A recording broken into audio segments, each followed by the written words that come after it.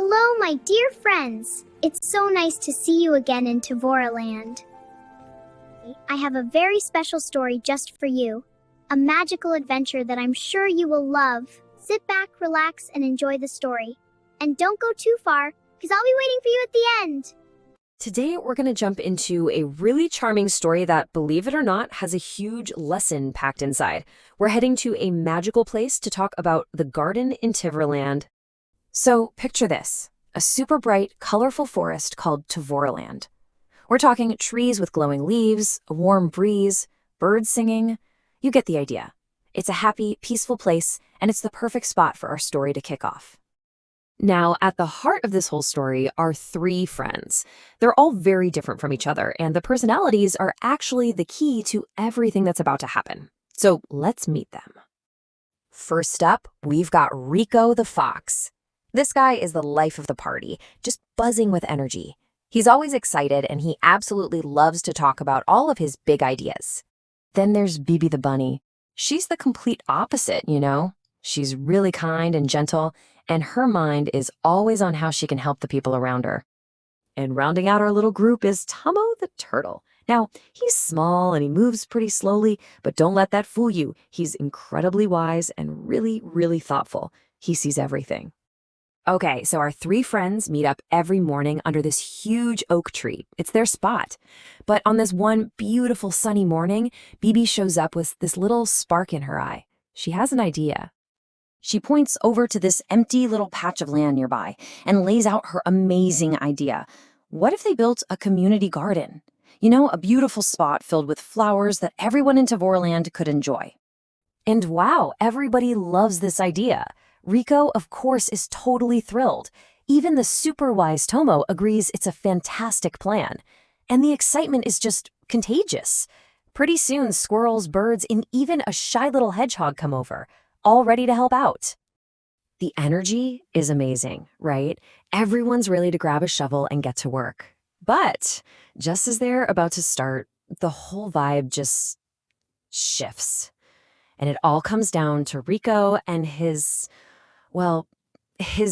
overwhelming enthusiasm. Before anyone else can even suggest a plan or say a single word, Rico jumps right in. He's just so excited that he basically takes over, his voice booming over everyone else's. He immediately starts pointing and giving out orders. Okay, we need to dig a big hole. Right here, let's go. But then, like a second later, he's already changed his mind. His ideas are just pouring out one after another. No, wait, over there. Oh, hold on, I've got an even better idea. And honestly, it's just making everyone confused. And this right here, this is the real problem. The other animals, they have ideas too, but every single time one of them tries to speak up, Rico is so lost in his own excitement that he just talks right over them.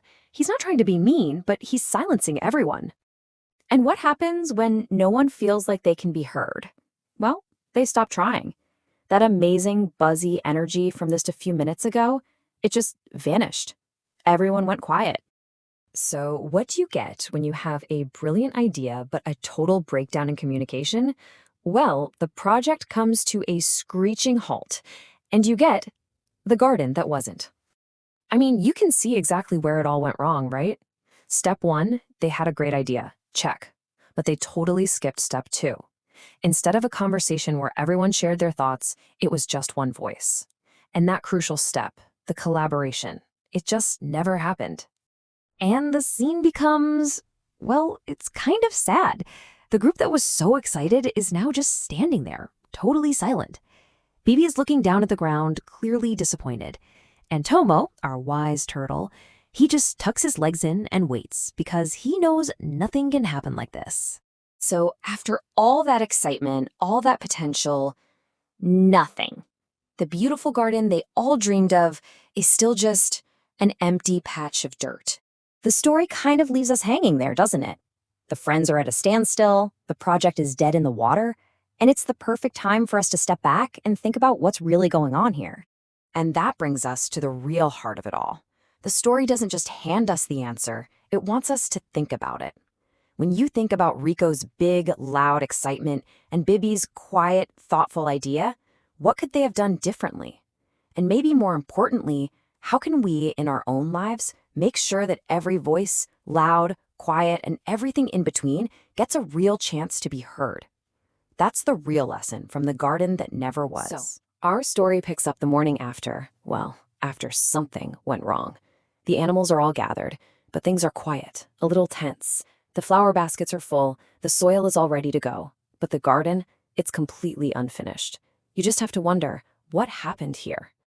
And this really gets to the heart of the problem in our first part, the unfinished garden.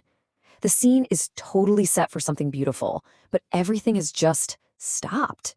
You can almost feel the disagreement hanging in the air. And then one character steps forward to break that awkward silence, Rico the fox. But he's not his usual confident self. He seems nervous, and you can just imagine all the other animals watching him, waiting to see what he's going to do. And this right here, this is the moment where everything starts to shift. It's the turning point. Let's look at the one simple thing that changes it all. Rico's apology. What's so powerful here is just how honest he is. Rico takes a deep breath and just says it. I'm sorry. He admits he was so wrapped up in his own vision, he didn't even stop to hear what anyone else wanted. That one sentence gets right to the root of the problem. Nobody was listening. And get this, he doesn't just stop with the words. He actually shows them he means it. Instead of standing there trying to direct everyone, he sits down on the grass. He makes himself part of the group. And then he asks this simple question that just flips the whole dynamic on its head, inviting his friends to take the lead. And with that one humble question, the whole atmosphere just transforms. The tension is gone, and suddenly there's this new feeling of possibility. This is where the real teamwork begins. And, as we're about to see, the ideas finally start to bloom. And just look at the creativity that comes flooding out. Bibi the bunny suggests bordering the whole garden with flowers. Tomo the turtle comes up with a winding path so everyone can walk through it. A little bird chimes in saying they should plant bright flowers to attract butterflies. And the hedgehog adds the idea of using smooth stones for the path. Every single idea is heard, and each one makes the final plan even better.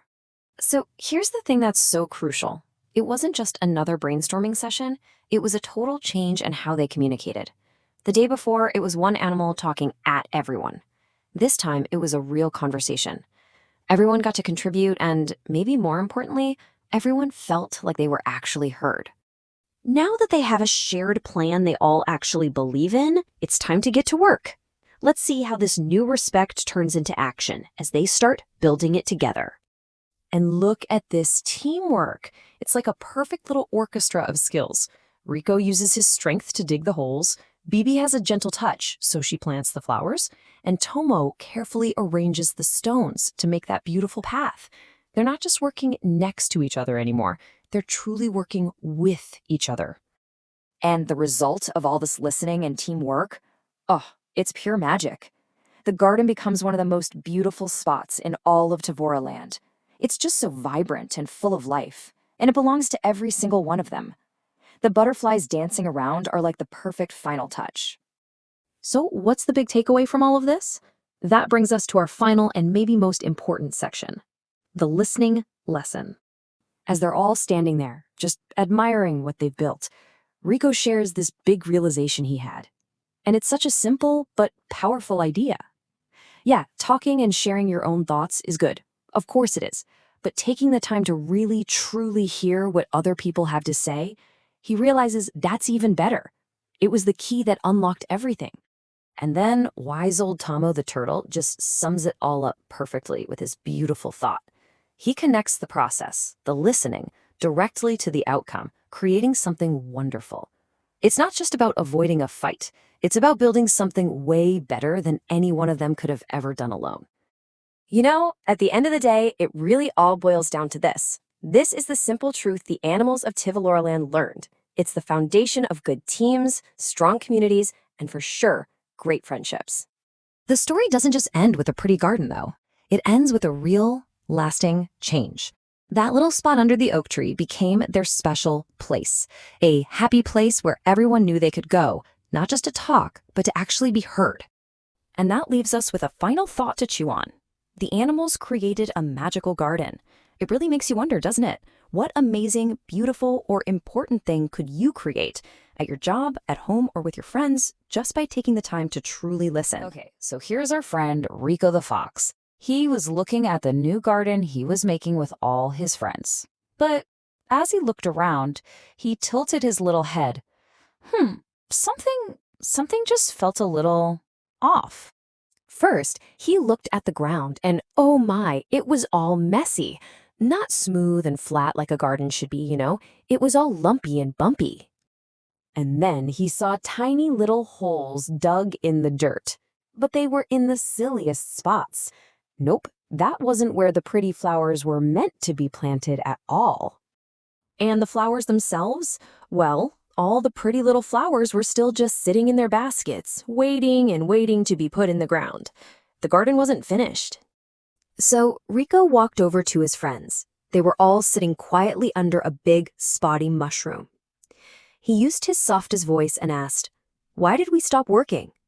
Bibi the bunny looked up, her eyes so kind and gentle. And Tomo the turtle? He slowly poked his head out of his shell.